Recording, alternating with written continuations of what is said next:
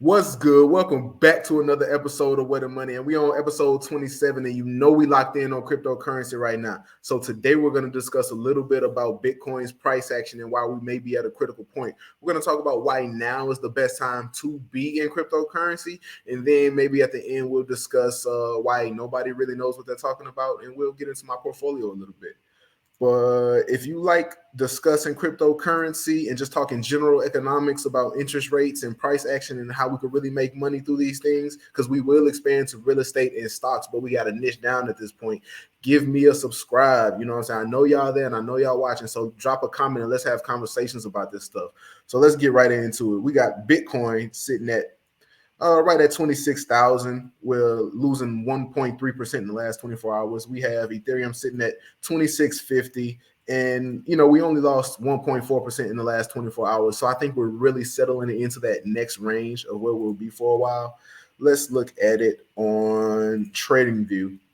So we had this large downtrend in between 31,000, 32,000, and 29,000. And we took that leg down to go under the 200 EMA. So we may about to turn that into resistance. Resistance is when the price action is pushing against the EMA and we're falling down.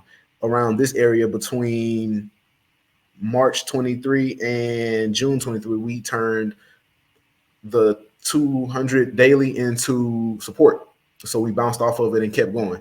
But now I think it's possible that we could turn into the resistance based off of what the daily says, because actually on the weekly, it's a different story. We could have it remain as support. We spent about roughly a year under it. So we could about to flip it and turn into support and go higher. But, you have to take all these things with a grain of salt because nothing is definite. And why I say everybody's pretty much guessing and nobody really knows what they're talking about. Bitcoin is only 15 years old.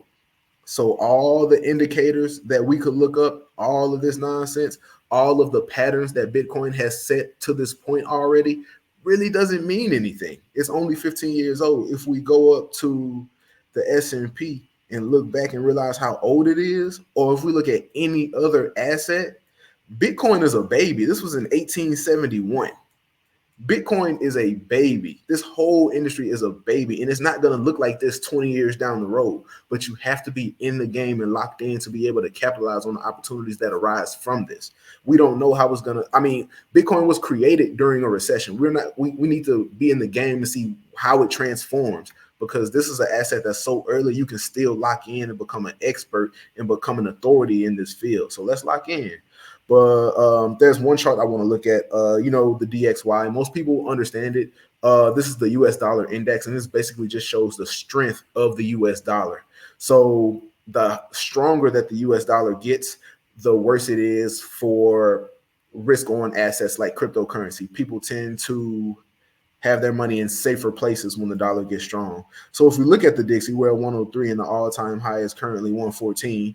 But we have the 200 EMA, and we may be about to turn that into support and go higher, which means it could mean possibly more downside action for Bitcoin. And we also have the US Recession looming. We have an election year coming up, which will normally send prices higher.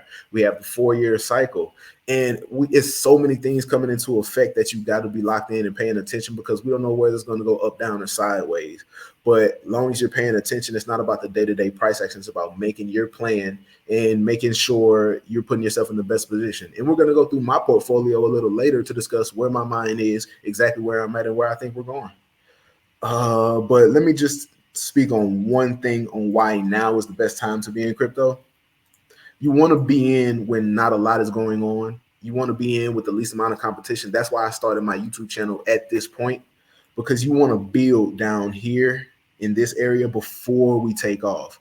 I'm pretty sure everybody that was building down here is pretty happy where we are right now. So if you're thinking 2 or 3 cycles ahead, if you build during a low part of the cycle, you should be pretty fine in the future. None of this is financial advice, but that's what it is. And let me show you on Google Trends. I looked up cryptocurrency and Bitcoin, and the scores are pretty low right now, based off of from 2011 to now.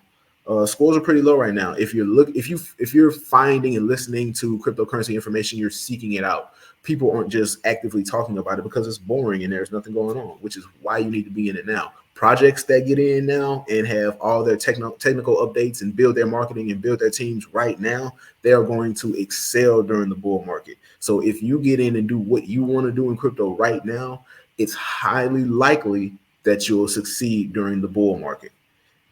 And just for clarity, the bear market is when the prices are low, and the bull market is when the prices are shooting up. So this was a bear market and it shot up during a bull market. This is a bear market and we shot up to a bear market.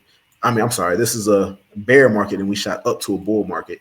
And now we may be experiencing another bear area before a bull area. So let's just get into a quick screenshot of my portfolio. Boom. 100% transparency. This is from my Ledger Live, and this is how we rocking. So I currently have my coins, their prices, and the percentage of my portfolio. So Ethereum is sitting here at 25% of my portfolio. Bitcoin is sitting at 18% of my portfolio. Solana is at roughly 17. Link is at 14. Live Peer is at 10. Synthetics is at 8%, 7%. I'm not shilling these projects. I'm not telling you to go buy these projects because nobody does research the same. Nobody's portfolio looks the same. And everybody is probably wrong, including me. I am definitely wrong. I haven't picked stocks in my life. I haven't bought real estate in my life. So this is my first time in finance. So you should definitely not listen to anything I got to say. But here's my portfolio, and let's get into it. So I got Ethereum sitting around 25% and Bitcoin sitting around 18%. So you really, really want to have Bitcoin and ETH as the main parts of your portfolio. I would recommend 50%, which means on my personal side, I need to get it up. And I have Solana here at 17% because I just think that's the one that's next up. So basically I have Bitcoin and ETH as my low risk, Solana and Link as my medium risk, Live Peer, Synthetics, and anything below that as my high risk. But there are some things that I want to change, and I am monthly DCAing, which means I add to this portfolio about once every month. I don't have a ton of money to throw in, so I do what I can, and I live my life to where I can still invest and try to stay afloat and do what I need to do as far as paying bills and stuff like that. So where I plan on going in the future, at this point in the cycle, with the price being where it's at, I'm trying to go for multipliers for the next couple cycles, but I also want to make this the best long-term possible portfolio as possible. So I really want to get that Bitcoin up. I really need to get that Bitcoin up. And I think for the next couple months, I'm going to be very, very risk off, and I'm going to probably just stay in Bitcoin and Ethereum. If Solana or some other of the projects that I'm looking into have some good updates, then I might get into that. And then after that phase, I might get a little more risk on and start to get into these altcoins. But I have Solana because I just believe they're next up. Solana and Link, Live Peer, Synthetics, I think they all have products that can be monetized in a good way. I like their CEOs. I like their tokenomics. But I'm not shilling these projects. One coin that I'm thinking about adding a position in is Polygon. I like their NFT sales. I like how they're going on. And keep in mind, this space is so young that when it comes to NFT sales and wash trading and total sales, a new product could be created during this bear market that could dwarf all these in the future. That's what you got to be looking out for. But I'm thinking about adding Polygon. I just hate 10 billion coins, but at this point, 10 billion is a lot of coins. But in the future, maybe 1 or 2 cycles from now, 10 billion may not be a lot of coins, and almost all of them are out. I don't like that. I like all the coins to be out there, but they have a product that can be monetized, and I'm kind of feeling it. Down only 81% from the all-time high, which technically is doing better than a lot of other coins, because they're normally down 95, 98%. So I guess that's a good thing, but not shilling this project, but that's just where I'm thinking right now. So boom, that's it. Full transparency. So if you like discussing this crypto stuff and you want to get deeper into these projects, deeper into portfolios, deeper into technical analysis, give me a follow, drop a comment. We could discuss all that. And I appreciate y'all for rocking with me. I'm gonna holler at y'all.